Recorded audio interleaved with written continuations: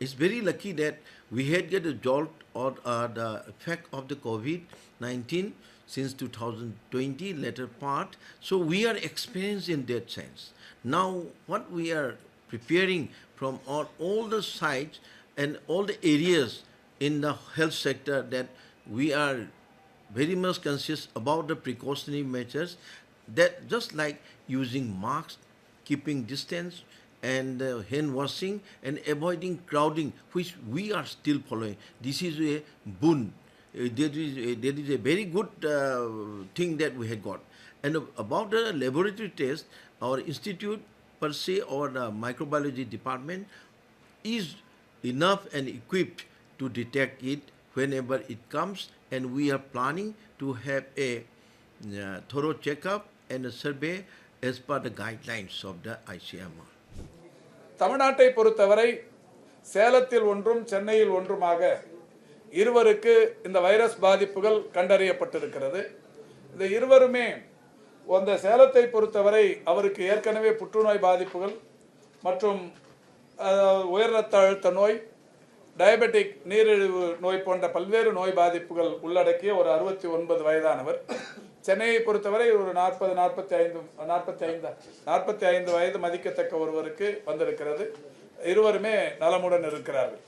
நான் தொடக்கத்திலே சொன்னதைப் போல இருமல், சளி அந்த சிறிய அளவிலான பாதிப்புகளுடன் தானாகவே சரியாக கூடிய நோய் பாதிப்புகளோடு இருப்பவர்கள் தான். எனவே இது பெரிய அளவில் பதட்டப்பட வேண்டிய சூழல் இல்லை. இந்த நோய் பாதிப்பு இருப்பவர்கள் பொதுவெளியில் செல்லுகிற போது முகக்கவசம் அணிந்து சென்றால் நல்லது.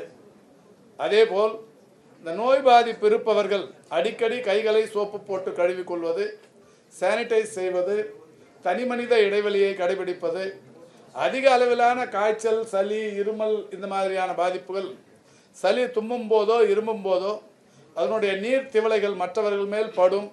அது எந்த நோயாக இருந்தாலும் மற்றவர்களை தொற்றும். இது குறித்து பெரிய அளவில் பயப்பட வேண்டிய அந்த அவசியம் இல்லை என்பதை தெரிவித்துக் கொள்கின்றேன். ஒன்றிய அரசும் கூட இதையத்தான் சொல்லி இருக்கிறது. எனவே WHO போன்ற உயர் அமைப்புகள் இது சம்பந்தமாக இதுவரை எந்த கருத்தையும் தெரிவிக்கவில்லை. இது சாதாரண ஒன்றுதான். இது குறித்து அச்சப்பட வேண்டிய அவசியம் இல்லை. அதிகபட்சமா ஒரு 3 நாள் 5 நாள் வரைக்கும் இருக்கும்.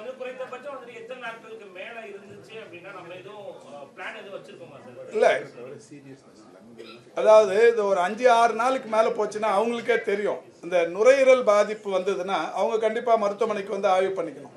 இந்த நுரையீரல் பாதிப்புக்குள்ளாகுபவர்கள் அந்த சளி தொல்லை இது அதிகமாகும் போது அது வழக்கமாக அவங்க வந்து பண்ணிக்கிறதா. இது புதுசாக வர்றது ஒன்றும் இல்லை, இது ஏற்கனவே இருக்கிற ஒன்று தான்.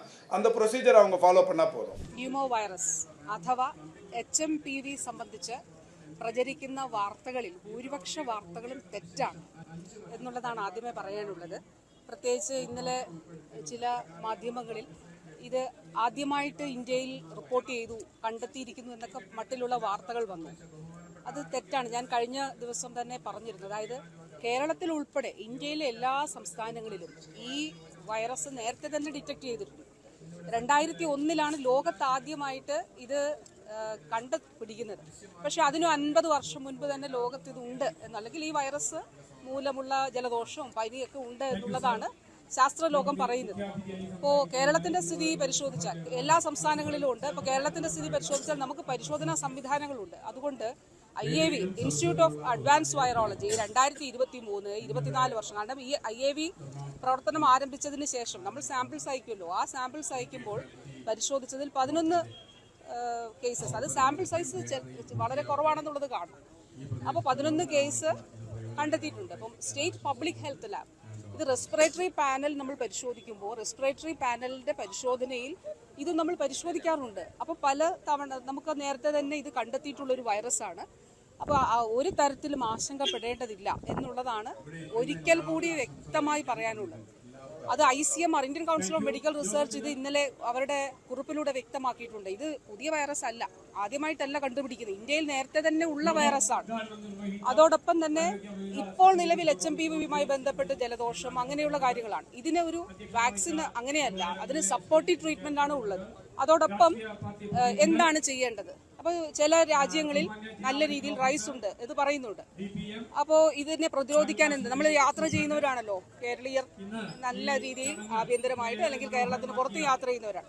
അപ്പോൾ അതിൽ ചെയ്യേണ്ടതായിട്ടുള്ളത് മാസ്ക് ധരിക്കുന്നത് അഭികാമ്യമാണ്. അത് ആരൊക്കെ ധരിക്കണം? പ്രത്യേകിച്ച് ഗർഭിണികൾ, പ്രായമുള്ളവർ, ഗുരുതര രോഗങ്ങളുള്ളവർ മാസ്ക് ധരിക്കുന്നത് നല്ലതാണ് എന്നുള്ളതാണ്. ഇത് നമുക്ക് ഏത് രോഗത്തെയും ഇങ്ങനെയുള്ള പകർച്ച പനികളെയൊക്കെ തന്നെ പ്രതിരോധിക്കാനായിട്ട് സാധിക്കും.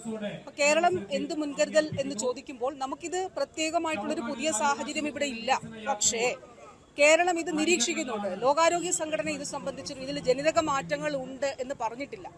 ഡോക്ടേഴ്സും ആരോഗ്യ വിദഗ്ധരും ഇതിൽ ജനിതക മാറ്റം ഇല്ല എന്നാണ് പറയുന്നത്.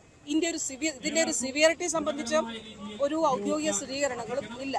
അതുകൊണ്ട് നിലവിൽ കേരളം ചെയ്യുന്നത് നമ്മുടെ ഈ ഇങ്ങനെയുള്ള ഇൻഫെക്ഷൻസ് നമ്മൾ പരിശോധിക്കുന്നു. അത് state level rapid response team യോഗം ചേർന്നുകൊണ്ട് ഇത്തരത്തിലുള്ള ഇൻഫെക്ഷൻസ് സ്റ്റേറ്റിൽ എത്രയുണ്ട്, അത് വർദ്ധിക്കുന്നുണ്ടോ, അതൊക്കെ നമ്മൾ പരിശോധിക്കുന്നുണ്ട്. പിന്നെ അടുത്തൊരു ചോദ്യം ചോദിക്കുന്നത് വിദേശത്ത് നിന്ന് ഇവിടെ എത്തുന്നവർക്ക് എന്തെങ്കിലും റെസ്ട്രിക്ഷൻസ് ഉണ്ടോ? അങ്ങനെ ഒരു റെസ്ട്രിക്ഷൻസും നിലവിലില്ല. പിന്നെ ഇത്തരത്തിലുള്ള കേസുകൾ ഉയരുന്നു എന്ന് പറയുന്ന രാജ്യങ്ങളിൽ നിന്ന് ഇവിടെ എത്തുന്നവർക്ക് പ്രത്യേകിച്ച് പനി വല്ലതും ഉണ്ടെങ്കിൽ അത് നമ്മൾ ശ്രദ്ധിക്കും, നിരീക്ഷിക്കും എന്നുള്ളത് മാത്രമേ ഉള്ളൂ. അപ്പോൾ നിലവിലെ സാഹചര്യത്തിൽ സംസ്ഥാനം വളരെ സൂക്ഷ്മമായി കാര്യങ്ങൾ വിലയിരുത്തുന്നുണ്ട്, നിരീക്ഷിക്കുന്നുണ്ട്. നമ്മൾ പൊതുസമൂഹത്തിൽ ഒരു ആശങ്ക വേണ്ടതില്ല. കാരണം അനാവശ്യമായിട്ടൊരു ആങ്സൈറ്റി അല്ലേ ഇത് ഉണ്ടാക്കുന്നത്. അപ്പോൾ ആ തരത്തിലൊരു ആശങ്ക വേണ്ട. പക്ഷേ ജാഗ്രത, ഈ കുറേയേറെ ആളുകൾ മാസ്ക് ധരിക്കുന്നതായിട്ട് കാണുന്നുണ്ട്, നല്ല കാര്യമാണ്. ഗർഭിണികളും പ്രായമുള്ളവരും രോഗമുള്ളവരും ഗുരുതര രോഗമുള്ളവരും മാസ്ക് ധരിക്കണം എന്നുകൂടി ആരോഗ്യവകുപ്പ് പറയുന്നുണ്ട്. ഉണ്ട്. കേരളത്തിൽ നേരത്തെ റിപ്പോർട്ട്, കേരളത്തിൽ മാത്രമല്ല, ഇന്ത്യൻ കൗൺസിൽ ഓഫ് ICMR ഇന്നലത്തെ കുറിപ്പ് വ്യക്തമാകും. ഇന്ത്യയിൽ നേരത്തെ എല്ലാ സംസ്ഥാനങ്ങളിലും ഇത് റിപ്പോർട്ട് ചെയ്തിട്ടുണ്ട്. കേരളത്തിൽ നമ്മുടെ ലാബുകളിൽ നമുക്ക് പരിശോധനാ സംവിധാനം ഉള്ളതുകൊണ്ട് നമ്മുടെ ലാബുകളിൽ ഇത് നമ്മൾ കണ്ടുപിടിച്ചിട്ടുമാണ്.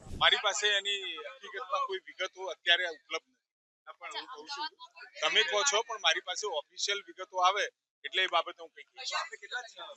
તૈયારી મેં કહ્યું એ પ્રમાણે આની અંદર લક્ષણો પ્રમાણે એ દર્દીની સારવાર થતી હતી. કોવિડમાં જે પ્રોટોકોલ હતો એ જ પ્રોટોકોલથી આની સારવાર થતી હોય છે. શરદી થવી, તાવ આવવો, ઉધરસ થવી, ગળામાં દુખાવો થવો વગેરે જે કોમન લક્ષણો છે, એટલે લક્ષણો પ્રમાણેની ટ્રીટમેન્ટ આમાં કરવાની રહે છે.